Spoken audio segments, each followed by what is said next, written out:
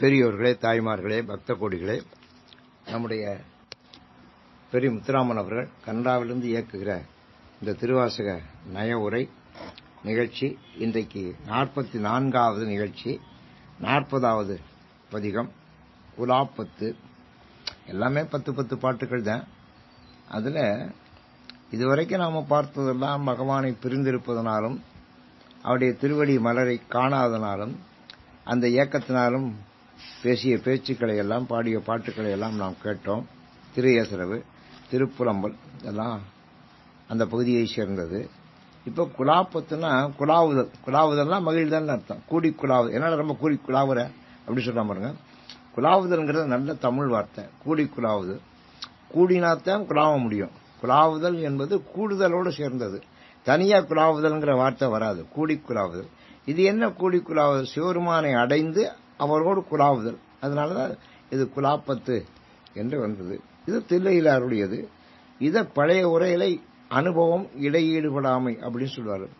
அனுபவம்னா அனுபூதிமான்கள், நாம் ஏற்பட்ட அந்த சந்தோஷமான மகிழ்ச்சிகரமான அனுபவங்கள், சிவனுடைய திருவடியை அடைந்ததுனாலே, சிவனோடு கூடியதுனால, அதனால ஏற்படக்கூடிய அனுபவம். அது இடையீடுபடக்கூடாது. இடையீடுனா இடைவெளி விடக்கூடாது.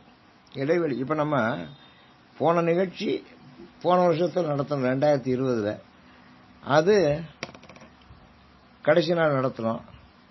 அதுக்கப்புறம் பாருங்க 13 நாள் ஓடி போயிருச்சு. நம்ம அறியாமலே 13 நாள் ஓடி போயிருச்சு, நடத்த முடியல. இப்ப 2021 இப்ப முதல் நிகழ்ச்சி.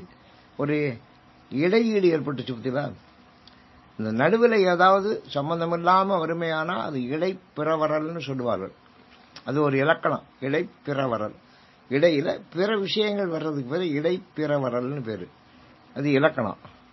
இடைப்பிறவரல்னு சொல்லு. அது ஒரு இலக்கணம் அமைப்பு. அது மாதிரி இடையீடு விடாமனா இடைவெளி விடக்கூடாது. எப்பவுமே எதுலையுமே ஒரு இடைவெளி இருக்கக்கூடாது. இடைவெளி சொந்தமா இருந்தாலும் சரி, சமையலா இருந்தாலும். இப்ப நீங்க சமையல் பாலை அடுப்புல வச்சிருக்கீங்க, அதுக்குள்ள எங்கேயாவது போனீங்கன்னா இடைவெளி விட்டா அது பொங்கி போயிடும். அப்புறம் அந்த பால் உபயோகப்படாது, இடைவெளி விட்டதுனால. அது எத்தனையோ வீட்டில் அது அதான் நடக்குது. தோசையை அடுப்பில் விட்டா அடுத்த வேலையை பார்க்க போறது, தோசை கருகி போகும். என்னப்பா கருகி போச்சுன்னா, இது கருகலுங்க, இது முருகன்பா. ஒத்துக்கோட, இது கருகல் இல்ல, இது முருகன்பா. அது இடைவெளி விட்டதுனால. இடைவெளி விட்டா ஒன்னு கெட்டு போகும் அல்லது அத்துக்கிறோம், நின்று போகும் இடைவெளி விட்டா. அதனாலதான் கேப் விடக்கூடாது, இடைவெளி விடாதீர்கள் என்று ஒரே ஒருத்தன் தான் இடைவெளி விட சொல்றேன். அது இந்த கொரோனால இடைவெளி விட சொல்றேன். எல்லாம் சமூக இடைவெளி, சமூக இடைவெளி அப்படிங்கிற இப்பதான் இடைவெளிங்கிற வார்த்தை கேள்விப்படுறாங்க. இடைவெளியே விடக்கூடாது. இப்ப ஒரு ஆறு இருக்கு, தண்ணி ஓடிக்கிட்டே இருக்கணும், இடைவெளி இருக்கக்கூடாது. தண்ணி நின்று ஓடுச்சுன்னா, தண்ணி நின்று ஓடுனா அது தண்ணியே இல்லை, அது அப்படி போகக்கூடாது. மழை மேலேருந்து வருதுல, மேலேருந்து கீழே விழுகுது, அது தொடர்ந்து வருதா இடைவெளி விட்டு வருதா சொல்லுங்க? மழை மேல இருந்து வருது, வானத்திலிருந்து வருது, பூமிக்கு வர்ற போது அது நேர தொடர்ந்து வந்து விழுகுதா இடைவெளி விட்டு விழுகுதா சொல்லுங்க? இல்ல, தொடர்ந்தே வரல, இடைவெளி விட்டு. அப்பதானே துளி விழுகும். துளினா என்னத்தான் கட் பண்ணித்தான். இப்ப இந்த அல்வா கொண்டாந்த கட் பண்ணித்தானே கொண்டாந்தேன். துளி அங்கேருந்து விழுகிற போது துளி துளியா தானே விழுது. தொடர்ந்து விழுந்துச்சுன்னா, மழை தொடர்ந்து விழுந்துச்சுன்னா விழுந்துகிட்டே இருக்கும், தொடர்ந்து விழுகிறது இல்ல. மழைக்கு அந்த தன்மை கிடையாது. மழை துளி துளியாத்தான் விழும், இடைவெளி விட்டு தான் விழுகும். ஆனா நீங்க இப்ப அங்கிருந்து மேல இருந்து எண்ணெயை ஊத்துன்னு வச்சுங்க, விளக்கெண்ணெய் அங்கிருந்து ஊத்துனா அது எப்படி விழுகும்? அது துளி விடாம விழுகும், தொடர்ந்து வரும். விளக்கெண்ணெய் இந்த தொடர்ந்து ஒருத்த வர்றவன அவன் பெரிய விளக்கெண்ணையை விட மாட்டேன், நம்ம விட்டா அவன் விட மாட்டேன் அப்படிங்கிற மாதிரி விளக்கலை தொடர்ந்து வந்துகிட்டு இருக்கும். அதனாலதான் விளக்கெண்ணெய் வைத்து சொன்னேன், அது தொடர்ந்து சப்ளை ஆகும். விளக்கெண்ணெய் தொடர்ந்து வரும், ரன்னிங் ப்ராசஸ் பேரு. இடைவெளி விட்டா அது நல்லது இல்லை, இடைவெளி விடுறது. ஆனா மழைக்கு மட்டும் இடைவெளி விட்டு துளி துளியா விடுறோம். இடையீடு விடாமைன்னு சொல்லுவாங்க. இடையில இடைவெளி விடக்கூடாது. அந்த மகிழ்ச்சி என்பது அப்படி இடைவெளி இல்லாத ஒரு மகிழ்ச்சியை நாம் அனுபவிக்கிறோம் சிவபதத்தினால. சிவனுடைய பதத்தை நம்ம அடைஞ்சிடறோம். அதனால சிவானுபவம் அதுக்கு பேரு. அது இடையீடுபடாமல் நாம் அனுபவிக்கிறோம். அதான் கொஞ்சம் குலாவுறது. யாரோட? சிவருமானோட. சிவருமான அடைஞ்சாச்சு. இப்ப என்ன கதை நமக்கு இன்னுமே முடிய போகுதுல, அதனால சிவருமான அடைஞ்ச பாட்டு. ஓடும் கவந்தியுமே உறவென்றிட்டுள் கசிந்து தேடும் பொருளும் சிவன் கடலை எனத் தெளிந்து கூடும் உயிரும் குமண்டையிடக் குனித்தடியே ஆடும் குலாத்தில்லை ஆண்டானைக் கொண்டன்றே.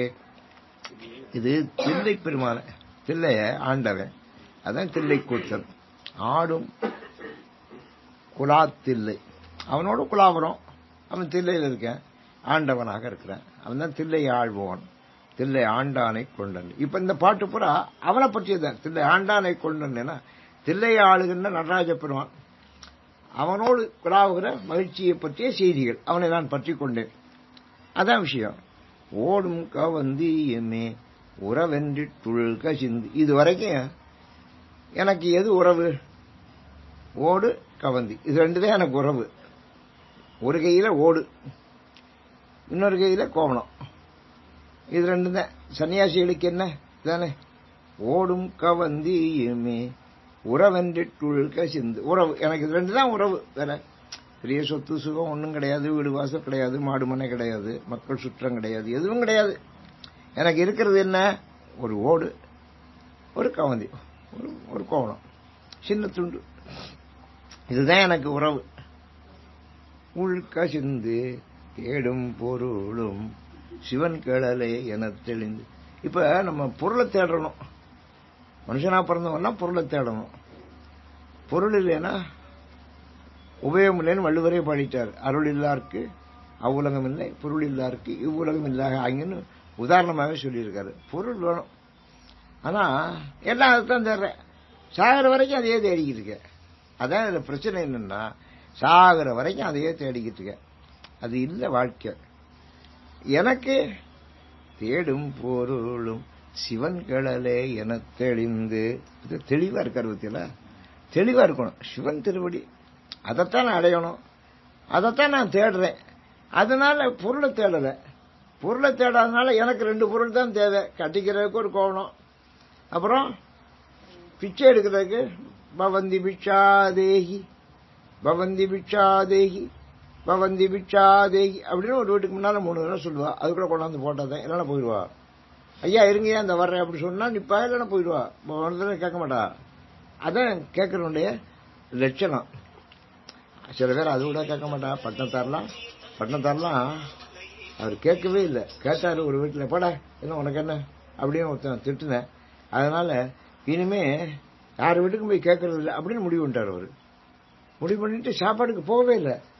இருக்கும் இடம் தேடி என் பசிக்கே அன்னம் உருக்கமுடன் கொண்டு வந்தால் உண்பேன் அப்படிங்கிறாரு. அவரே பாடுறாரு.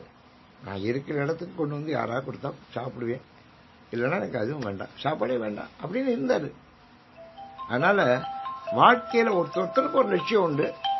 எதை நம்ம அடையணும், எது நமக்கு முக்கியம் அப்படிங்கறத நமக்கு தெரியணும். நம்ம முடிவு பண்ணிக்கணும். ஒருத்தருக்கு ஒவ்வொரு முடிவு, அந்த முடிவுக்கு தகுந்தாப்புல அவரவர்கள் அதை தேடுகிறாரு. எனக்கு தேடும் பொருள், எல்லாருக்கும் தேடும் பொருள் தேடுற பணம் தான். ஆனா எனக்கு தேடும் பொருள் எது? சிவன் கடலே என தெளிந்து. அது ரொம்ப தெளிவா இருக்காரு. தெளிவா இருக்கணும். இப்ப நீங்க நமக்கு 11:30 மணிக்கு நிகழ்ச்சி நம்ம நடத்துறது நிச்சயம் அப்படிங்கிற தெளிவா இருந்தோம், அதனால நடத்துறோம். இல்லைன்னா 11 மணிக்கு 12 மணிக்கு ஆரம்பிச்சு நடத்துறது இல்லை. இது வரைக்கும் தெளிவா இருக்கணுங்க. எந்த நிகழ்ச்சியிலையும், எந்த கொள்கையிலையும், எந்த காரியத்திலையும் தெளிவா இருக்கணும். ரொம்ப பேருக்கு தெளிவு கிடையாது. தெரியுதா? நான் வந்தாலும் வருவேன், நான் போனாலும் போவேன், நான் கொடுத்தாலும் கொடுப்பேன், சாப்பிட்டாலும் சாப்பிடுவேன். அதாவது எதையும் தெளிவா சொல். நான் வர்றேன், நான் வர்றேன்னா வருவேன், நான் வரலைன்னா வரல, பேசுறேன்னா பேசுறேன், பேசுறேன்னா பேசுறேன். இதெல்லாம் நம்ம கொள்கை. தெளிவாத்தான் நான் இருப்பேன். என்னுடைய வாழ்க்கையில எந்த முடிவும் நான் தெளிவாத்தான் எடுப்பேன். குழப்பத்துல இருக்கப்படாது. அவர் எனக்கு இது போதுங்கய்யா. எது? ஒரு பக்கம் ஓடு, ஒரு பக்கம் கவந்தினா கோமணம், இது போதும் எனக்கு. ஆனா நான் தேடணும் எதையாவது. வாழ்க்கையில எதையாவது தேடணும்ல. இப்ப நான் பொருளை தேடல. எல்லாரும் பொருளை தேடுகிறார்கள். நான் தேடும் பொருள் எது? சிவன் கடலே என தெளிந்து. சிவன் கடல் தான் அப்படிங்கிறது தெளிவா இருக்கணும். அதனால ஒருத்தர் ஒவ்வொன்னு தெளிவா இருக்காங்க. நான் எலெக்ஷன்ல நிக்கிறேன் அப்படிங்கறத தெளிவா இருக்கேங்கிறேன். ஒருத்தன் அப்படி சொல்றேன், நான் எலெக்ஷன்ல நிக்க போறேன் சார், தெளிவா இருக்கேன். அப்படி ஏன்டா எலெக்ஷன் என்னடா பண்ண போறேன்? அது என்ன பண்றதுக்கு அப்புறம் பார்த்துக்கோ சார், இப்ப நிக்கிற தெளிவா இருக்கேன் அப்படிங்கிறேன். தெரியுதா? அவன் ரொம்ப தெளிவா இருக்கேன். சில பேர் நான் எலெக்ஷன் நிக்கிறேன், சில பேர் நான் நிக்கல சார் அப்படிங்கிறேன். தெளிவா இருக்கேன், நான் நிக்கல அப்படிங்கிறேன். எந்த முடிவெடுத்தாலும் எந்த செயல்பாட்டுக்கு போனாலும் அதுக்குரிய கோட்பாடு தெளிவா இருக்கணும். நான் சிவன் கிழலை என தெளிந்து கூடும் உயிரும் குமண்டையிட குனித்தடியே. கூடும் உயிரும், கூடுனா என்ன? நம்ம உடம்பு. நம்ம உடம்பு கூடுதானே, என்ன எலும்பு கூடுதானே. கூடும் உயிரும், அதுக்குள்ள இருக்க உயிரும். குமண்டையிட அப்படின்னா அது மகிழ்ச்சி அடைய. குமண்டையிடுறதுனா மகிழ்ச்சி அடைய.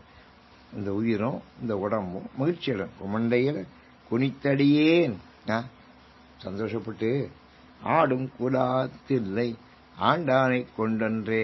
இந்த மகிழ்ச்சி எதுக்காக? குலாத்தில்லை ஆண்டான். அதான் அவன் ஆடுறேன், அவன் அங்க ஆடுறேன், நான் இங்க ஆடுறேன். அவன் தில்லையில் ஆடுறேன், நான் அவனை நினைச்சு அவனோட கூடி குலாவி இங்க ஆடுறேன். ஆடும் குலாத்தில்லை ஆண்டானை கொண்டன்றே. என்னுடைய மகிழ்ச்சி எதை பற்றியது? தில்லை ஆண்டவனை பற்றியது. தில்லையில் இருக்கக்கூடிய நடராஜ பெருமானோடு கூடி குலாவுகிற ஆனந்தத்தை பற்றியது. அதனால நான் அதுதான் முக்கியம் என்று தெளிவாக இருக்கிறேன். துடியே ஈடு கீடை தூய்மொழியார் தோல் நசையால் செடியேறு தீமைகள் எத்தனையும் செய்திடினும் முடியேன் பிறவேன் எனைத்தனதால் முயங்குவித்த அடியேன் குலாத்தில்லை ஆண்டானை கொண்டன்றே. துடியே ஈடு கீடை தூய்மொழியார் தோல் நசையா. இந்த பெண்கள் மேல இருக்கிற ஆசையினால செடியேறு தீமைகள் எத்தனையும் செய்திடினும். இந்த செடி இருக்கே, செடி அப்படி புதர் மாதிரி. ஒரு செடியை நீங்க பாத்தீங்கன்னா அந்த செடி அப்படி புதரா வளர்ந்துடும். அது மாதிரி ஆசைகள் என்ன ஆகும்னா 1 10 10 100 100 1000 அப்படி வளர்ந்துடும். தீமைகள் அப்படித்தான் வளரும். ஒரு தீமை தான் செய்வேன், அது பல தீமையா வளர்ந்துடும். ஒரு புருஷனை முன்னாட்டியுமா ஒரு கார் ஓட்டிட்டு போனாங்க. கார் ஓட்டிட்டு போறது அவன் இந்த லைனை கிராஸ் பண்ணிட்டேன்.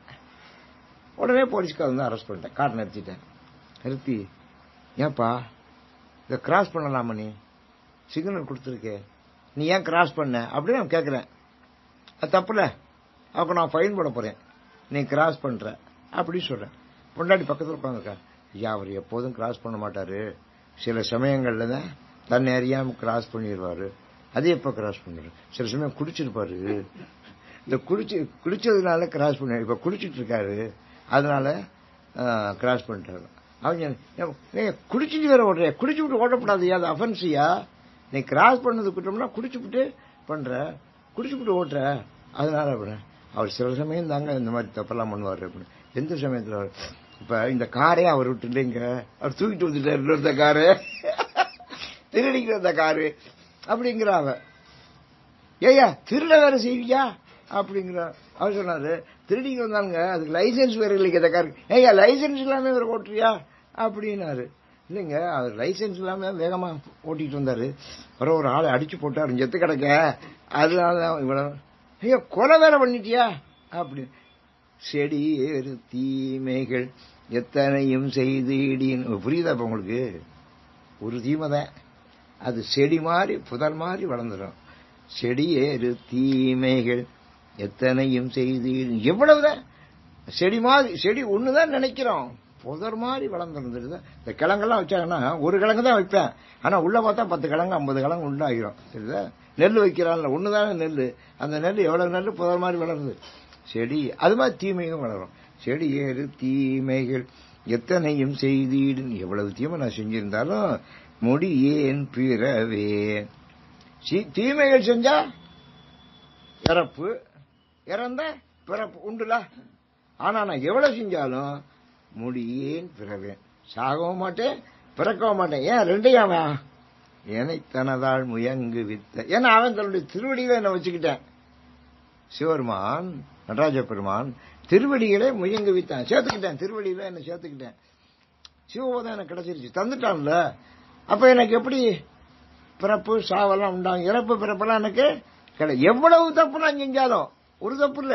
செடி ஏறு தீமைகள் செய்திடும், எனக்கு பிறப்பும் கிடையாது இறப்பும் கிடையாது. விபீஷன் அவன் குமாரனை சொல்லுவேன், டேய் விபீஷனா கும்பகர்ணனை யுத்தத்தை செய்யாம ராமன் பக்கம் ராமனுடைய ஆணையினால போர்க்களத்தில் கூப்பிட போயிருக்கேன். அவனை கூப்பிட நீ இந்த பக்கம் வந்துரு, உன்னை ராமன் கூட்டிட்டு வர சொன்னாரு அப்படின்னு. அப்ப அவன் சொல்றான், டேய் நான் தூங்கி எந்திரிச்சேன்டா. கும்பகர்ணன் சொல்றேன், நான் தூங்கி எந்திரிச்சேன். எப்பவும் தூங்கி எந்திரிச்சோன்னு மூளை நல்லா வேலை செய்யும். தூங்கி எந்திரிச்சோன்னு உன்னை காணும், எங்க நீ விபீஷன் எங்கன்னு கேட்டேன். அவன் ராமன் பக்கம் போயிட்டா அப்படி சொன்னாங்க. நான் ரொம்ப சந்தோஷப்பட்டேன்டா நீ அந்த பக்கம் போனதுக்கு. ஏன்னா நம்மளே ஒரு அறிவை நீந்தாண்டா ஞானி. அதனால நீ அவன் பக்கம் போனதுனால உனக்கு இறப்பு கிடையாது, அவனுக்கு நீ தொண்டு செய்யறதுனால உனக்கு பிறப்பும் கிடையாது. நீ அவன் பக்கம் போனதுனால உனக்கு இறப்பு கிடையாது. நாங்களாம் இறக்குற பக்கம் இருக்கோம்டா, எவன் காத்துக்கிட்டு இருக்கான்டா. அதனால நாங்க இறக்குற பக்கம் இருக்கோம், உனக்கு இறப்பு கிடையாது. அவன் பக்கம் போனதுனால அவனுக்கு கைங்கரியம் பண்றதுனால உனக்கு பிறப்பும் கிடையாது அப்படி சொல்லாமட்டுதா. அதனால நாங்க சாப்பிட்டு அவனுடைய சோத்தை தின்னு இந்த உடம்பு வளர்த்தேன். உடம்பு சொல்லுது நீ அவனுக்கு உயிரை கொடுன்னு. ஆனா நீ அறிவை வளர்த்த, அது சொன்னிச்சு நீ ராமன் பக்கம் போகணும். நீ போயிட்ட. இப்ப ஏன்டா வந்தேன்னு கேக்குறேன். இப்ப ஏன் வந்தா இங்க? எப்படி கவிஞர்கள் போல அறிவுள்ளவனாக நீ இல்லாமல் நீ இப்படி விளங்காதவனா ஒருத்தர் இந்த பக்கம் என் பக்கம் வந்து நிக்கிறிய. அமுதுன்பாய் நஞ்சுன்பாயாம. அமுத சாப்பிடுவேன் நஞ்ச குடிப்பானா? குடிக்குவோம். நீ ஏப்ப என் பக்கம், நாங்களாம் நஞ்சலா, ஏன்டா இந்த பக்கம் வந்தான்னு கேட்கிறேன். அவ்வளவு அழகா பேசுவான் குமாரனுடைய பேச்சு, ரொம்ப நல்லா இருக்கு. அதான் செடியேறு தீமைகள் எத்தனையும் செய்திடினும் முடியேன் பிறவேன். எனக்கு முடிவும் கிடையாது, இறப்பு பிறப்பு அதுவும் கிடையாது. எனைத்தனதால் முயங்கு வித்து அப்படி எனக்கு அவன் தன்னுடைய திருவடி எனக்கு தந்துட்டேன். அடியேன் குலா தில்லை ஆண்டானை கொண்டன். நான் அடியேன் அவனுக்கு, அவன் எனக்கு தலைவன். அவனோட முயங்கி இருக்கிறேன், கலந்திருக்கேன், கூடி குலாவறேன். அதனால எனக்கு இறப்பும் கிடையாது, பிறப்பும் கிடையாது. என் உள்ளுருக்கி இருவினையை ஈடடித்து துன்பம் களைந்து துவந்துவங்கள் தூய்மை செய்து முன்புள்ளவற்றை முழுதறிய உள் புகுந்த அன்பின் குலாத்தில்லை ஆண்டானை கொண்டன்றே. இந்த கடைசி ஒரு பூரா குலாத்தில்லை ஆண்டானை கொண்டன்றே எல்லாம் அவனை பற்றியது. என் உள்ளுருக்கி அவன் என்ன வந்த உள்ள போன எலும்பையே உருக்கிட்டேன். சிவருமான் அவனுடைய திருவடி, அவனுடைய கடல், அவனை பற்றிய நினைப்பு, அது என்ன எலும்பை உருக்குதுங்க. அதான் பக்தி. பக்தி என்ன செய்யும்னா எலும்ப உருக்கு. இப்ப ரொம்ப பேர் குடிக்கிறேன், அதுவும் எலும்பு உரிக்கும். அதுவும் எலும்பு உருக்கு. இந்த குடிக்கிறவனுக்கு எந்த மருந்தும் கேட்காது. குடிக்கிறவனுக்கு எந்த மருந்தும் கேட்காது. மருந்து கொடுப்பேன் டாக்டர், கேட்காதவன். காரணம் அவன் ஏற்கனவே குடிச்சிருக்கேன். குடிச்சுக்கிட்டு இருக்கிறவனுக்கு ஒன்று மருந்து அப்ளை ஆகாது. ஏன் காரணம்னா அந்த மருந்துக்கு பவர் போயிடும். ஏன்னா அங்க ஏற்கனவே எதிர்நச்சு நிறைய உற்பத்தி ஆகிருக்கு. என் உள்ளுருக்கி இந்த காச நோய் எலும்பு தான் இருக்கும். இது என்ன அவனுடைய அன்பு. அன்பு என்னுடைய என்புனா எலும்பு. எலும்புள்ளுருக்கி இருவினையை ஈடழித்து அது என்ன செய்ய எனக்கு இருவினை, நல்வினை தீவினை, ரெண்டு வினை எனக்கு ரெண்டையும் அடிச்சிடும். நல்வினையும் கிடையாது, தீவினையும் கிடையாது. நீங்க வீடு பேர் கிடைக்கும்னா ரெண்டுமே இருக்கப்படாது. நல்வினை இருக்கப்படாது, தீவினை இருக்கப்படாது. ரெண்டு சமமாயிரும் தெரியுதா? அதனால ரெண்டு சமம். நல்வினை செஞ்சாலும் திரும்பி பிறப்போம், தீவினை செஞ்சாலும் திரும்பி பிறப்போம். அதை பிறந்துதான் அதை கழிக்கணும். அதனால நம்ம எப்படி இருக்கணும், பேலன்ஸ்டா இருக்கணும். என் உள்ளுரிக்கு இருவினையை ஒருத்தர் சொன்னாரு, சார் எனக்கு என்னமோ ஒரு பிரச்சனை, வயசானவர் என்ன மாதிரி, எனக்கு என்னமோ ஒரு பிரச்சனை சார், ஐ எம் ஃப்ரீ அப்படின்னு. என்னன்னு நான் எழுதி வைக்க வேண்டாம், எழுதி வைக்கிறேன், தர்மம் பண்ணலாம், தர்மம் பண்ணிட்டேன், ஒதுக்கலாம், ஒதுக்கிதேன், எல்லாம் முடிச்சுட்டேன். இப்ப நம்ம பேர்ல எந்த பேலன்ஸ் இல்லை சார், எந்த கணக்கும் இல்லை, எந்த சொத்தும் கிடையாது, எல்லாம் ஒழுங்கு பண்ணிட்டேன், ஐ எம் ஃப்ரீ அப்படின்னாரு. நான் சொன்னேன் உங்களுக்கு முக்தி தான்னு சொன்னேன், உங்களுக்கு முக்தி தான்னு சொன்னேன். இது மாதிரிலாம் ஒருத்தர் செய்யறதுங்கிறது ரொம்ப கஷ்டம். இப்ப அழைப்பிட்டாலாம் சொத்தை பூரா க்ளோஸ் பண்ணி போயிட்டார்ல, ஒரு பணமும் கிடையாதுங்க, எல்லாத்தையும் கொடுத்துட்டாரு, தர்மம் பண்ணிட்டாரு. மில்லெல்லாம் வித்து விட்டாரு, வித்து ஒரு காலேஜ் ஆரம்பிச்சிட்டாரு, ஸ்டேடியத்தெல்லாம் படுத்திருந்தாரு. அவன் தாய்மான சாமின்னு ஒரு டாக்டர், அவர் ஃப்ரீயாவே அவருக்கு வைத்தியம் பண்ணார். 3 வியாதி அவருக்கு சேர்ந்தது. அவருக்கு வைத்தியம் பண்ணிக்கிறதுக்கெல்லாம் காசு கிடையாது, அவர் சும்மா வைத்தியம் பண்ணார். அவர் தினம் தாய்மான சாமி, அவர் அவர் செலவுல அவரே மருந்து கொடுப்பாரு, அவரே வருவார். கைங்கரியம் தானே, ஆஞ்சநேயம் பண்ண மாதிரி அப்படியே அவருக்கு கைங்கரியம் பண்ணினாரு. என் உள்ளுருக்கி இருவினையை ஈடழித்து எலும்பு உருக்குனாரு, உள்ள இருவினையை அழிச்சாரு. துன்பம் களைந்து நம்முடைய துன்பங்களை எல்லாம் நீக்கிட்டாரு. துவந்தவங்கள் தூய்மை செய்து பற்றையெல்லாம் பற்று எல்லாம் ஆசை தானே, பற்று தானே. அந்த ஆசை பற்று இதையெல்லாம் நம்ம உள்ள வச்சிருக்கிற வரைக்கும் அது கெட்டு போயிருக்குன்னு அர்த்தம். அதையெல்லாம் நீக்கிட்டா தூய்மை செய்யணும் அர்த்தம். தூய்மை செய்யணும். மேனகையெல்லாம் வந்து ஆடினா ஊர்வசி, மேனகை, திலோத்தம, ரம்ப, தேவ மாதர்கள்லாம் வந்து ஆடினாங்க. அப்பர் சுவாமிகளுக்கு 81. அவருக்கு அதெல்லாம் யாரு, அவரை ஏறெடுத்து பார்க்கல. நிறைய தங்கங்கள் அங்கே போட்டிருந்தாரு. நிறைய தங்கங்கள் மயிரங்கள் எல்லாம் கொண்டு வந்து போட்டிருந்தாங்க. அவர் கூட்டிக்கிட்டு இருக்கிற உழவார பணிகளை கூட்டி அதெல்லாம் தங்கம் வயிறம் இல்லைங்கனாக்க அதையும் சேர்த்து கூட்டி தள்ளாரு. தூய்மை துவந்து உங்கள் தூய்மை செய்து இதெல்லாம் நம்ம பற்றுக்கள். பணம்னா நமக்கு ஒரு பற்று வரும், குடும்பம்னா பற்று வரும், மற்ற இல்லறம்னா பற்று வரும், சொத்து சுகம்னா பற்று வரும், பதவி ஆசை பற்று வரும். இதெல்லாம் நமக்கு பற்றுக்கள் ஏற்படக்கூடியது. ஆனா அதையெல்லாம் நீக்கினத்தான் தூய்மை செய்யணும்.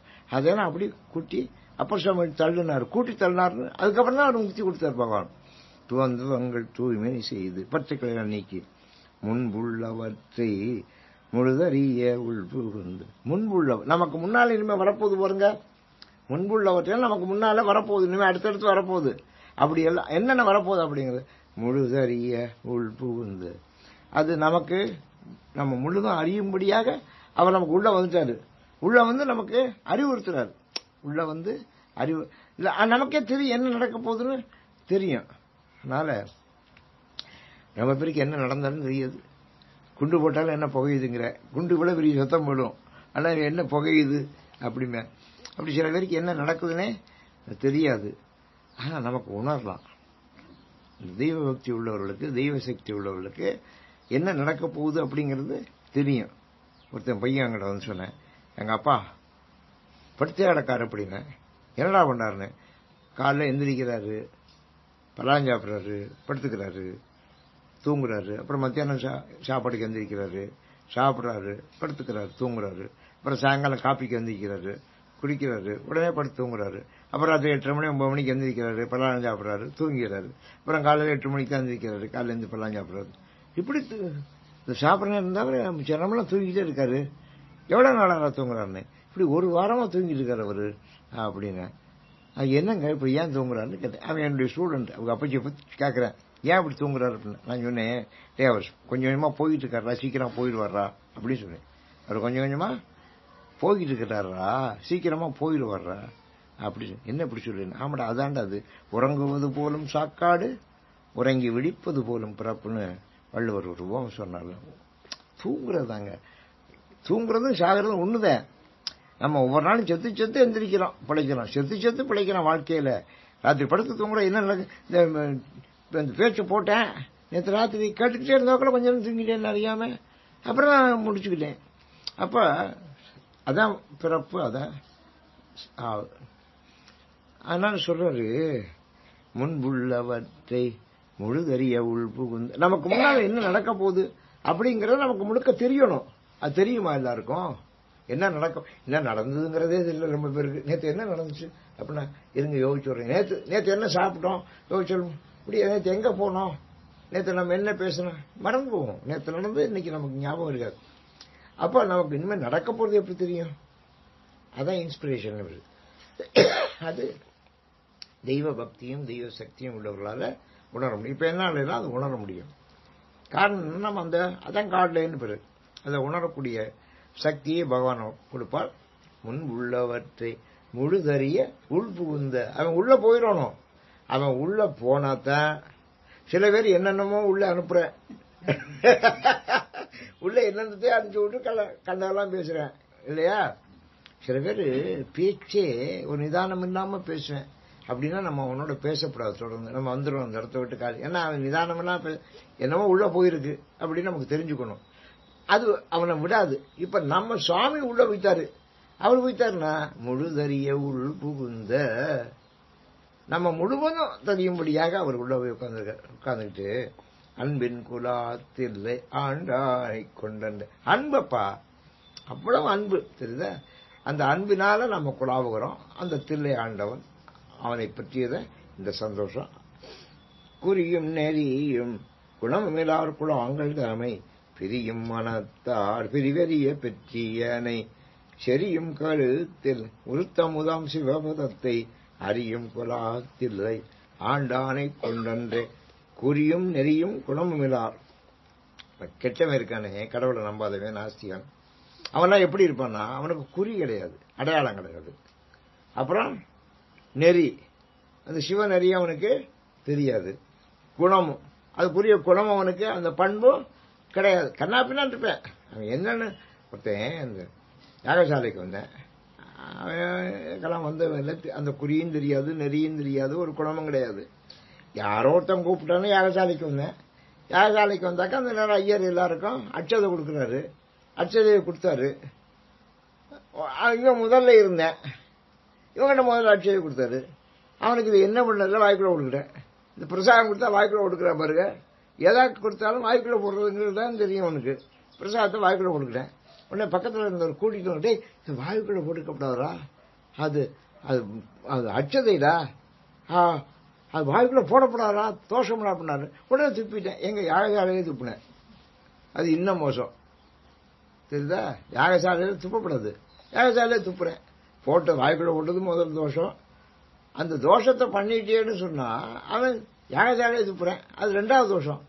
அதான் குணமும் இல்லார் குறியும் நெறியும். குணமும் இல்லார், அவனுக்கு குறியும் தெரியல, நெறியும் தெரியல, குணமும் இல்லை.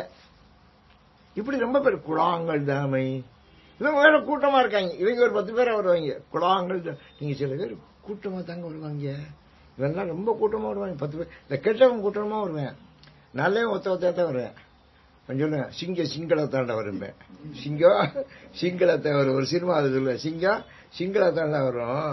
மொத்தம் தான் கூட்டம். நாங்கெல்லாம் கூட்டம் வருவோம்டே, நான்லாம் சிங்களத்தாண்ட வருவேன் அப்படிமே. நல்லா இருக்கு அந்த வசனம்.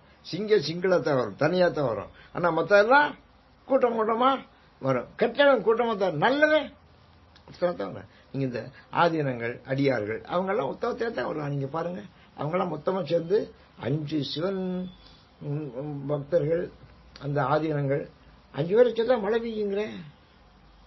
5 ஆதீனத்தை நீங்க சேர்த்து வச்சா மழை பெய்யுங்க.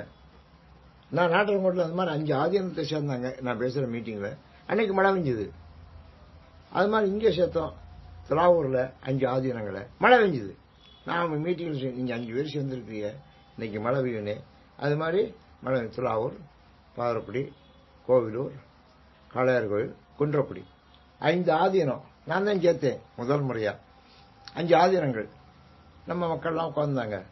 நான் சொன்னேன், இன்னைக்கு 5 ஆதீனத்தை நம்ம ஒரே இடத்துல மேடையில பார்க்கிறோம், மழை பெய்யும். மழை பெஞ்சதே, சேர்க்க முடியாது. 5 பேரை சேர்க்க முடியாது. பெரியவர்களை நல்லவர்களை நீங்க சேர்க்க முடியாது. ஆனா கெட்டவன் நீங்க சேர்க்க வேண்டாம், அவனாச்சும் வந்துருவேன். 10 பேர் அவனாச்சும் வந்துருவேன். எங்கட போறிய நான் போஸ்டர் கிழிக்க போறோம், ஏன்டா அதுக்கு வேண்டாத ஒட்டிட்டு போயிருக்கேன். அது கேட்கிற 10 பேர் உரிய கிழிக்கிறதுக்கு 10 பேர் 10 போஸ்டர் எல்லாத்தையும் கிழிக்கணும்ல, அப்படி கிழிப்பாங்க. போலீஸ்காரன் வந்து அடிச்சா இவன் திருப்பி அடிப்பேன். அதான் குழாங்கள் கூட்டம். குறியும் நெறியும் குணமும் இல்லார் குழாங்கள் தாமை. இவனுக்கு குறியும் கிடையாது, நெறியும் கிடையாது, குணமும் கிடையாது. இதுவும் கூட்டமா இவங்கள்ட்ட ஒண்ணு கொள்கை என்ன, கூட்டமா மட்டும் இருப்பேன். இவங்கெல்லாம் கூட்டமா இருப்பேன். நல்லவர்கள் கூட்டமா இருக்க மாட்டான். நீங்க எங்கேயும் பாருங்க, நல்லவர்கள் தனித்தனி தான் உட்காந்துருப்பான். ஒரு இடத்துக்கு போனா கூட எல்லாம் அவங்க அங்கங்க தனித்தனித்த உட்கார்ந்து இருப்பான். ஒரு கூட்டத்துக்குள்ள போய் உட்கார மாட்டான். அவன் வந்தவங்க 20 பேர் இருந்தவன், அவன் ஒரு கூட்டத்துக்குள்ள உட்காருவேன், நடுவில் போய் உட்காருவேன். அவன் கூட்டத்துக்குள்ள நடுவில் இடம் இல்லைன்னா அவங்க எப்படி தள்ளிவிட்டு உட்காருவேன். அதனால குறியும் நெறியும் குணமும் எல்லாருக்குள்ள ஆண்கள் தாமை பிரியும் மனத்தார். அவங்கள பிரிஞ்சு இருக்கிறவங்க நல்லவங்க, அவங்கள பிரிஞ்சுதான் இருப்பான். அந்த கூட்டத்தை கண்டாலே சேர மாட்டான். பிரியும் மனத்தார் பிரிவறிய பெற்றிய. அந்த மாதிரி நல்லவர்களை சிவபெருமான் பிரிய மாட்டார், ராஜா பிரிய மாட்டார். இவர்கள் அவங்களோட சேர மாட்டார்கள், தனியா இருப்பார்கள். பக்தர்கள் அடியார்கள் அவர்களை சிவபெருமான் பிரிய மாட்டார். பிரிவறிய பெற்றியனை செரியும் கருத்தில் உருத்தமுதாம் சிவபதத்தை. காரணம் என்ன அப்படின்னா, அந்த அடியார்கள் இருக்காங்களே அவங்களுக்கு ஒரே கருத்து என்ன, கான்சன்ட்ரேஷன். இது ஒருமைப்பாடான கருத்து என்ன அப்படின்னா, செறிவுனா சேர்ந்ததுன்னு அர்த்தம். செறிவுனா சேர்ந்து இருக்கக்கூடிய ஒரு கருத்து என்னன்னா, உருத்தமுதாம் சிவபதத்தை. அமுது உருத்து, அந்த அந்த கொள்கையில உருத்து. கொள்கையில உருத்துனா என்ன? கொள்கையில அவ்வளவு வலிமையான பிடிப்பு. அமுது, நல்ல அமுது சிவபதம். சிவபதம் திருவடி, சிவனுடைய திருவடி, அது அமுதம் தானே. அறியும் குலா தில்லை ஆண்டானை கொண்டன்றே. இந்த தில்லை ஆண்டவனுடைய திருவடியை சிவபதத்தை அடைகிற அந்த குலாவுகிற அந்த கொள்கை, அதான் எனக்கு பிடிப்பு. பேரும் குணாமும் பிணிப்புறுமி பிறவிதானே. பேரும் குணாமும், இந்த பிறப்பு இருக்கு பாருங்க, பிணிப்புறும் பிறவிதான். பிணிப்புனா கட்டுப்படுத்துறது.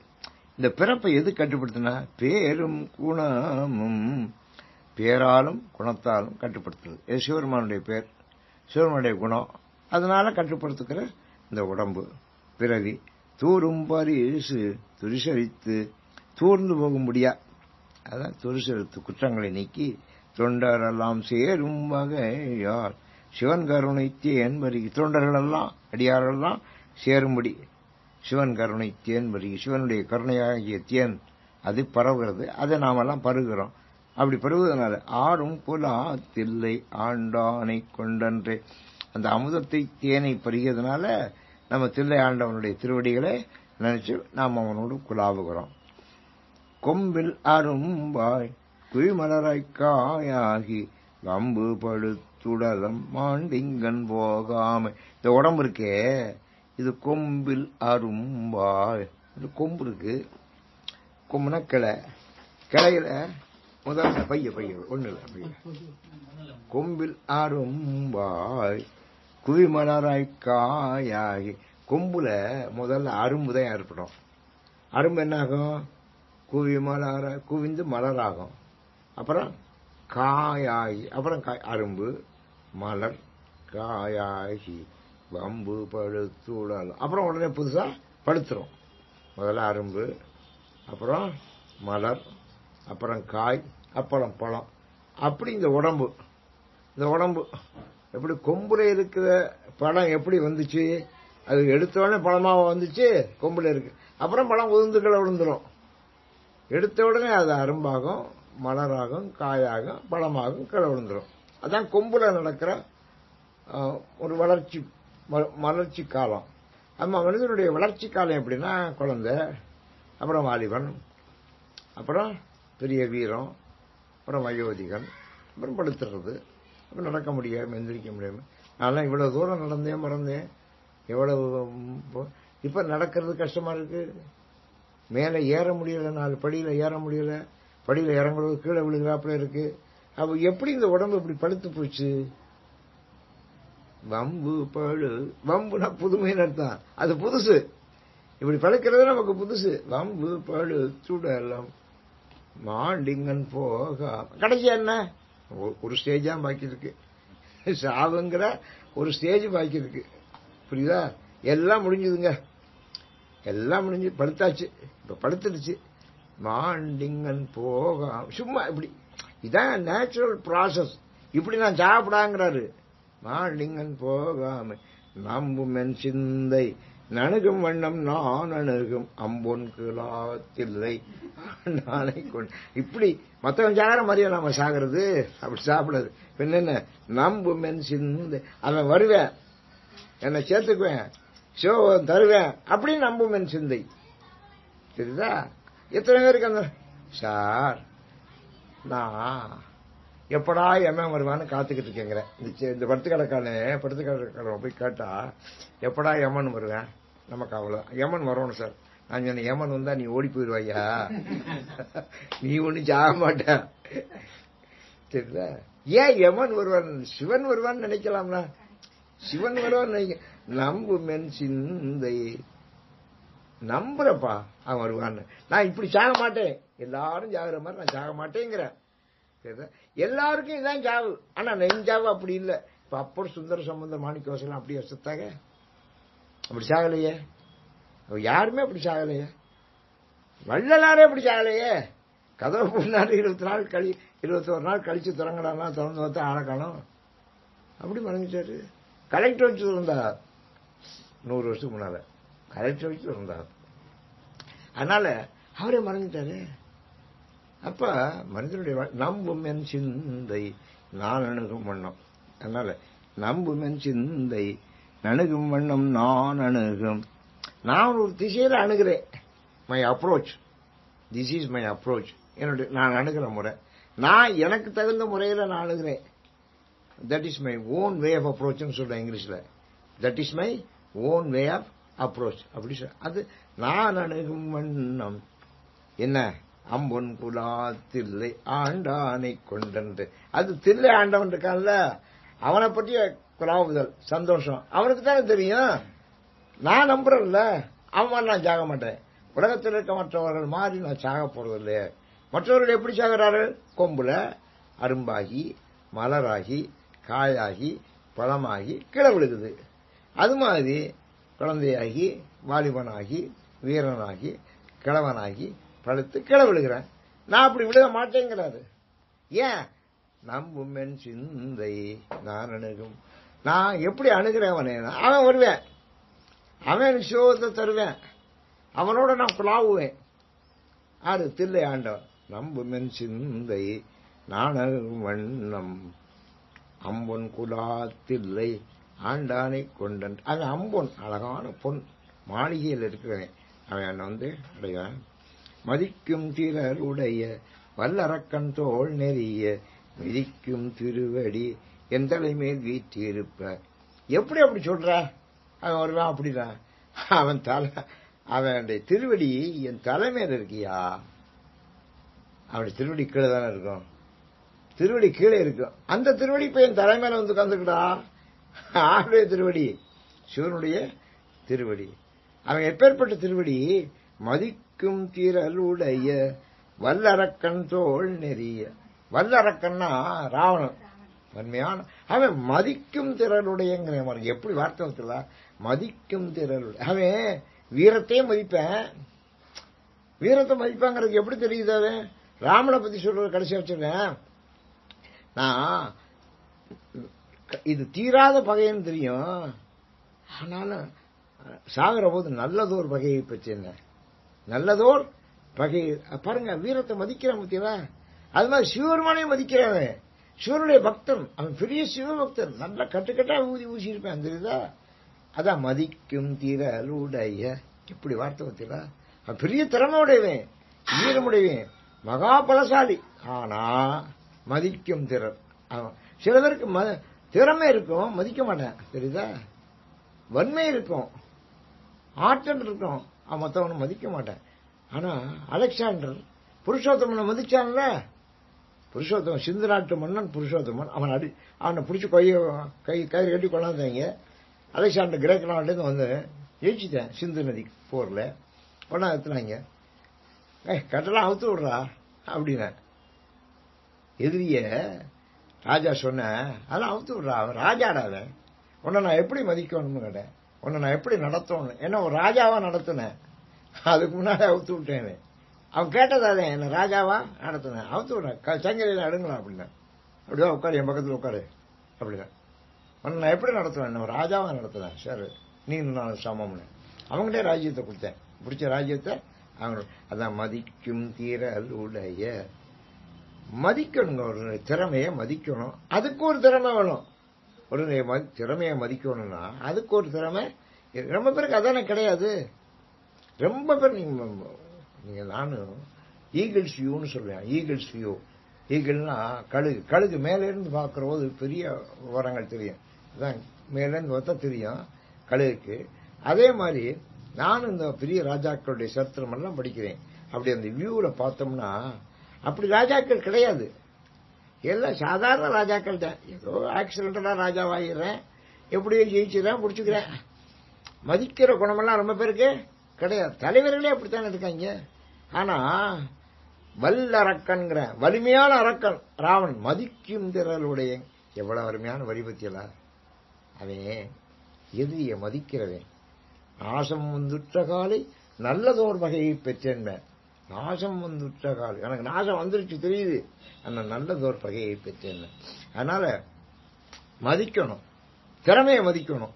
அவனும் திறமையுடையவன், அடுத்தவனுடைய திறமையை மதிக்கணும். அப்படி மதிச்சவங்க ராவணன் மதிக்கும் திரள் உடைய வல்லரக்கன் தோல் நெறிய. அவன் என்ன செஞ்ச, அப்படி புஷ்ப விமானத்தில் வந்துக்கிருந்த. அப்ப ஏக்காப்புல ஒரு பெரிய மலை நிக்குது, பொன்மலை, மேருமலை. என்னடா அது ஒரு பெரிய மலை இருக்கு அப்படின்னு அது குறுக்க நிக்குது. உடனே தேரை நிறுத்திட்டாங்க. என்னடா நிறுத்திட்டேன், இங்க வார்த்தை பெரிய மலை இருக்குது, எப்படி கடந்து போறேன், என்னடா பெரிய மலை அப்படி சொல்லிட்டு அவன் எதையும் சாதாரணமா கருதுறவன், பெரிய திறனுடையவன். என்ன செஞ்சா, தோளம் அப்படி கொண்ட உள்ள அவனுக்கு மொத்தம் 20 தோல், அவனுக்கு மொத்தம் 20, 10 தலை, 20 திணி தோல் உண்டாம். திறமையை சொல்லும் போது என்கிட்ட 20 தோல் இருக்குடா அப்படி சொல்லுவேன். மற்றவனுக்கு 2 தோல் தான், சிவருமானுக்கு 8 தோல் தான், 4 தோல் தான் சிவருமானுக்கு. ஆனா எனக்கு 20 திண்டோல் உண்டால் அப்படி சொல்லுவேன். அந்த தோலை அப்படி கொண்ட கொடுத்தேன், தோலை கொடுத்தேன், கொடுத்து அப்படி தூக்குறேன், தோல்னால தூக்குறாங்க. எவ்வளவு திறமை இருந்தா மேர்மலையை தோல்னால தூக்குறேன். அப்படி தோலை கொடுத்தேன், அப்படி தூக்குறேன், தூக்குறது அசையுது. அசைகிற போது மேல சிவருமான் பார்வதி உட்கார்ந்துருக்கா. பார்வதி சிவருமான கட்டிக்கிட்டா, என்னங்க நம்ம மலையே அசையுது அப்படிங்கிற, என்னங்க நம்ம மலையே அசையுது, அசையாத மலைங்க, அசையாத சிவன், அசையாத அம்பாள், என்னங்க நம்ம மலையே அசையுது அப்படின்னா கட்டிக்கிட்டா. அவன் பார்த்தா, ஓ கீழே இந்த ஒரு பைய ராவணன் நம்ம வரம் கொடுத்தது, அவன் நம்மளையே பரிசோதிக்கிறேன், நம்ம தான் அவனை பரிசோதிப்போம், அவன் நம்மளை பரிசோதிக்கிறான் அப்படின்னு அந்த கால் கட்டவரில் லேசா அமுக்கினார். அவ்வளவுதான். அப்படி அமுக்கினார்ல அந்த மலை அவன் கொடுத்து எங்கேயெல்லாம் கொடுத்து தோல் இழுத்தாலும் அந்த தோலெல்லாம் நெறிஞ்சு போச்சு. அமுக்கின உடனே கட்டவரில் லேசா தான் அழுத்தினாரு, அது பிடிச்சி அவனை அமுக்கிருச்சு, தோலெல்லாம் மாட்டிக்கிச்சு. 20 தோடு மாட்டிக்கிருச்சு. 20 தோடு மாட்டிக்கிட்டா எப்படி, இப்போ ஒரு பாத்திரம் இருந்துச்சு, அந்த பாத்திரத்துக்குள்ள நிறைய மிட்டாய் இருக்கு. ஒரு பிள்ளைய பார்த்து, நீ உனக்கு வேணுங்கிற மிட்டாய் எடுத்துக்க அப்படின்னு சொல்ற. இது கையை விடுது, கையை விட்டா அவ்வளவு மிட்டாய் சாப்பிடணும், அவ்வளவு மிட்டாய் அள்ளுது, அவ்வளவு மிட்டாய் கையில் அள்ளோன்னு எடுத்தா வெளியில வரமாட்டேங்குது. ஏன் வரமாட்டேங்குது, போன பாதை கொஞ்சம், இப்ப அதை அள்ளி இருக்கிறது ஆசை ரொம்ப. அப்ப அவ்வளவு ஆசையோட வெளியில வரும்போது கை வரமாட்டேங்குது, கை மாட்டிக்கிடுச்சு. ஐயோ கை மாட்டிக்கிச்சு அழுகுது. அப்ப அப்பச்சிக்காரர் சொன்னாரு, நீ அவ்வளவு மிட்டாய் அள்ளப்படாப்பா, கீழே போட்டு கையை அதை இருக்க போட்டு நீ கையை எடு வந்துடும். எல்லா மிட்டாயும் கீழே போட்டுச்சு, கையை எடுத்து வந்துருச்சு. சரிதா, இப்ப தோல் மாட்டிக்கிருச்சு. இப்ப என்ன செய்யறது, நல்லா முழுமையா மாட்டிக்க. இவன் தேவையில்லாம போய் தோலை கொடுத்தேன், அவரு அழுத்தினாரு, ஒன்னோட ஒண்ணு சேர்ந்துக்கிருச்சு, நெறிஞ்சு போச்சு. தோல் நெறிய வல்லரக்கன் தோல் நெறிய மிதிக்கும் திருவடி என் தலைமேல் வைத்ததானா. அவனை மிதிச்ச திருவடிய என் மேல ஒண்ணாந்து வச்சான். அதுக்கப்புறம் தான் நாரதர் வந்தாரு, என்ன ராவணா என்ன பண்ணி, அவன் கத்துனான், தாங்காம வலி தாங்காம கத்துனான். அவன் கத்துனதுனால அவனுக்கு ராவணன் பேரு. அவன் கத்தலைன்னா ராவணன் அவன் பேர் இல்ல, அவனுக்கு தசமுகன்னு பேரு, 10 தலையுடையவன் பேரு, 10 முகங்களை உடையவன் பேரு. ஆனா அவன் கத்துனதுனால ராவணன் பேரு. இப்ப நாரதர் சொன்னாரு, என்ன பண்ணாரு, மாட்டிக்கிட்டேன்னாரு. சரி அந்த சிவபெருமானுக்கு சாமகானம்னா ரொம்ப பிடிக்கும், நீ சாமகானம் பாடு. இவன் சாமகானம் நல்லா படிச்சவன், சாமவேதம் சாமகானம் அது நல்லா பாடினேன். எப்படின்னா வீணை வேணும், தன் நரம்பை எடுத்து இதுல கட்டி தோல்ல கட்டி அப்படி கை நாளே மீட்டி சாமகானம் அருமையா பாடினேன். அந்த பாட்டுல சாமகானத்துல அவர் மனசு மெய் மறந்து அவனை விடுவிச்சாரு. விடுவிச்ச முடியல, இந்தாடா பட, உனக்கு நான் ஏற்கனவே எவ்வளவு வந்திருக்கு, இப்போ ஒரு வாழ் வேணும் உனக்கு தரேன்டா அப்ப நான் பாடினதுக்காக வாழ் கொடுத்தாருங்க. அந்த வாழ்நாள் ஜடாயுவை வெட்டினாவே. மிதிக்கும் திருவடி என் தலைமேல் வீட்டிருப்பா.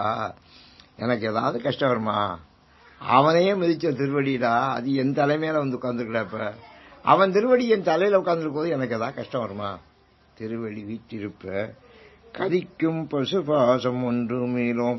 இனிமே நமக்கு கதிக்கும் பசு பாசம், பசு பாசம் இது இருந்தா தான் திரும்பி பிறப்பை உண்டாக்குகிற பசு பாசம் ஒன்று மீளும். இனிமே நமக்கு பசுவும் கிடையாது, பாசமும் கிடையாது, ஆசை கிடையாது, ஒண்ணு கிடையாது. பசு பாசம் எல்லாம் போயிடுது, எல்லாம் போயிட்டாங்கல்ல. எனக்கு கழித்திங்கு ரொம்ப சொந்தம், ஏன்னா பிறப்பு கிடையாது எனக்கு. அதிக்கும் குலாத்தில்லை ஆண்டானை கொண்டன். அதற்குன்னா ஆரவாரிக்கும். நான் அவனை நினைச்சு நான் ஆரவாரம் பண்றேன், அதனால நான் குலாவுகிறேன். இடக்கும் கருமுருட்டு ஏனப்பின் கானகத்தே நடக்கும் திருவடி எந்தலை மேல் நட்டமையால். இது அப்படி, அது மிதிக்கும் திருவடி. இங்கே என்ன சொல்றாரு, நடக்கும் திருவடிங்கிறாரு. எப்படின்னா, அர்ஜுனன் காட்டுக்குள்ள தவம் பண்ண, சிவபெருமான் நோக்கி தவம் பண்ண, சிவனுடைய வரத்துக்கா நோக்கி தவம் பண்ண. அப்ப அவன் தவம் பண்ற போது ஒருத்தன் பன்றியா, ஒரு கெட்டவன், ஒரு அசுரன் பன்றி வேடம் எடுத்து அவனை நோக்கி வந்துகிட்டு இருக்கேன். பன்றி வேடம் நோக்கி வர்ற போது பன்றி அவனை நோக்கி வருது. அப்ப அவன் என்ன செஞ்ச, தன்னிடத்துல இருக்கக்கூடிய வில்லை எடுத்தேன், அம்பு உடக்கு தயாரான. அப்ப சிவபெருமான் அவனை நோக்கி அவனை காப்பாத்துறதுக்கு போறாரு. சிவனை நோக்கித்தானே இவன் தேவை இருந்தேன், அதனால சிவன் போறாரு. அவர் ஒரு வில்லு அம்பெல்லாம் எடுத்துட்டு போறாரு. இவர் ஒரு அம்பு ஊறாரு, அவன் ஒரு அம்பு ஊற, அதெல்லாம் கதை.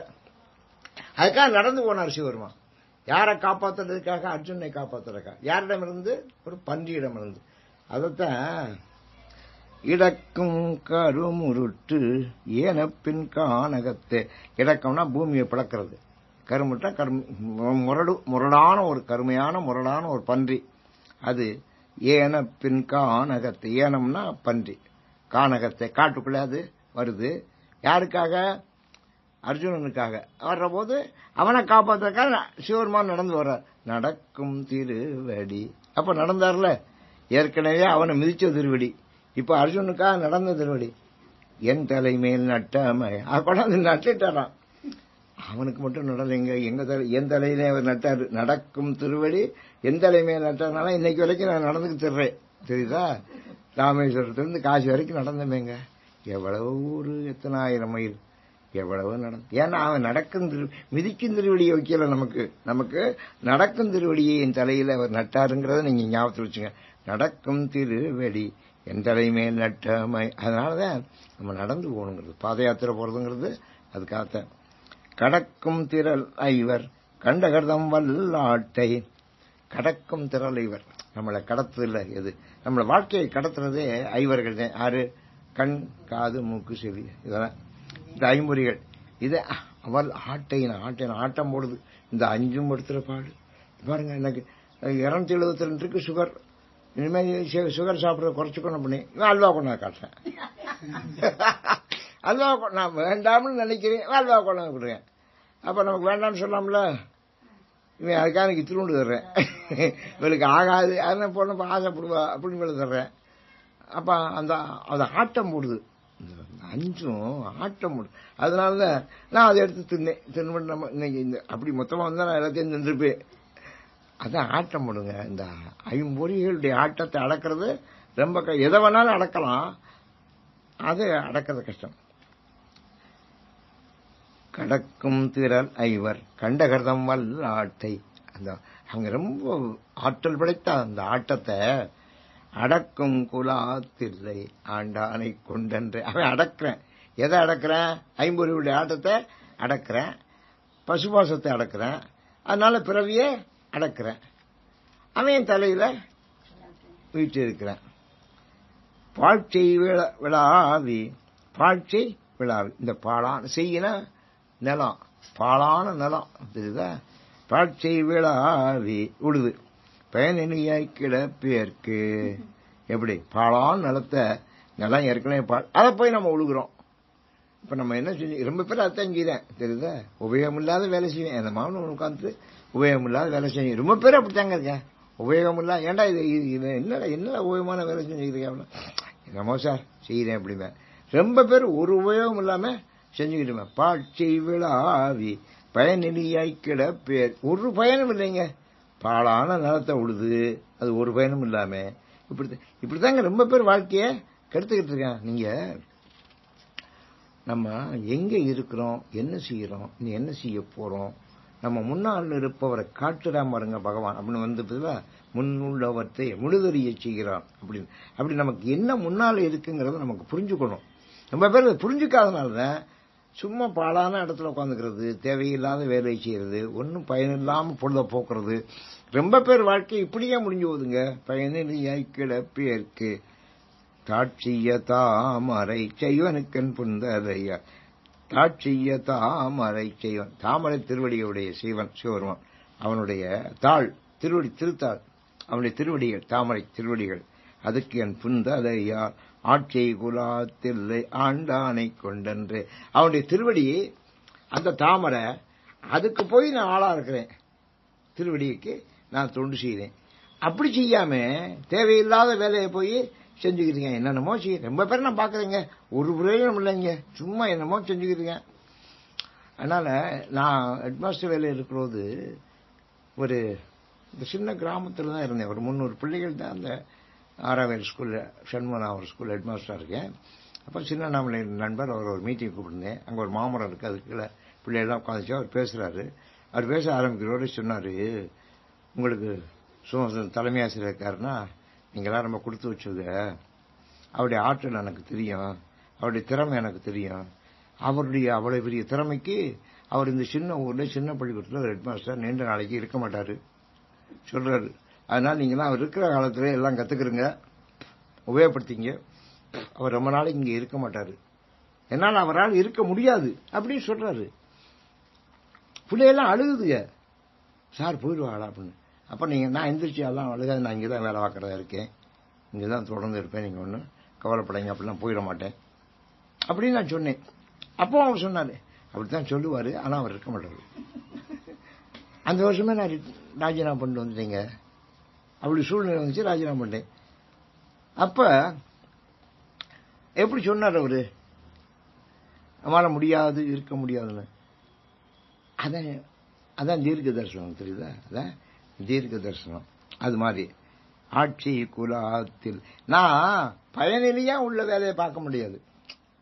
அவர் சொன்னார், இதெல்லாம் என்னங்க பள்ளிக்கூடம், என்ன ஹெட்மாஸ்டர், என்ன கிராமம், இங்க உட்காந்து நீங்க உங்க திறமையை வீணடிச்சுக்கிட்டு இருக்கீங்களே அப்படின்னு எங்களுக்கு சொல்றாரு. அப்புறம் சொல்றாங்க, என்ன உங்க திறமையை வீணடிச்சுக்கிட்டு இருக்கீங்களே, இது என்ன பள்ளிக்கூடம், இது என்ன ஸ்கூல், இது என்னது, உங்க பொசிஷன் என்ன, உங்களுடைய திறமை என்ன, நீங்க எங்க இருக்கிற ஆளு, எங்க இருக்க வேண்டிய ஆளு, ஏன் எங்க இருக்கிறீங்க, பயனிலையாய் கிடப்பேற்கு. புரியுதா? என்ன பயனில்லாம போகுது அப்படின்னு சொன்னாருங்க. அப்புறம் அதே வருஷம் கடைசியில் நான் விட்டுட்டு வெளியில வந்தேன். வெளியில வந்த கூட கஷ்டம்தான், உழைப்புத்தேன், படிப்புத்தேன். அப்புறம் நம்ம இப்ப எங்க போயிட்டோம், இப்ப நம்ம எங்க போயிருக்கோம் எல்லாம் யோசிச்சு பார்த்தா ஒரு 50 வருஷம் கடந்துருச்சு. இப்ப நான் அங்கேயும் வேலை பார்த்துருந்தா 50 வருஷம், அப்பவே ரிட்டையர் ஆயிருப்பேன், இப்ப எனக்கு பென்ஷன் வந்துகிட்டு இருக்கோம், அது வேற விஷயம். ஆனா நம்ம எங்க போயிருக்கோம், அங்க இருந்திருந்தோம்னா அப்ப நம்ம அங்கதான் இருக்கிறோம்னு. பயனிலியாய் கிடப்பேற்கு தாட்சிய தாமரை செய்வனுக்கன் புந்தலையால் ஆட்சி கூடாத்தில்லை ஆண்டானை கொண்டன்றே. எப்படி பாட்டுங்க, பயனிலியா கிடக்கப்படாதுன்னு என்ன ஆட்சியை வச்சாரு, என்ன கைங்கரியம் பண்ண வச்சார் இல்லையா, அவனுக்கு திருவடி, அது என்ன தலையில நட்டாரு. அதனால நான் காசி வரைக்கும் நடந்தேன். அப்ப பயனில்லாம கடந்தா நம்ம சும்மா இந்த ஊருக்குள்ளே அங்கடைங்க நடந்துக்கு திங்க முடிச்சுங்க, அது பயனிலியான நட. ஆனா ராமேஸ்வரத்தில் காசி வரை நடந்தோம், அது பயனுள்ள நட. ரெண்டுக்குள்ள வித்தியாசம். அது காரணம் என்ன, என் தலை மேல் நடக்கும் திருவடி என் தலை மேல் நட்டமையால்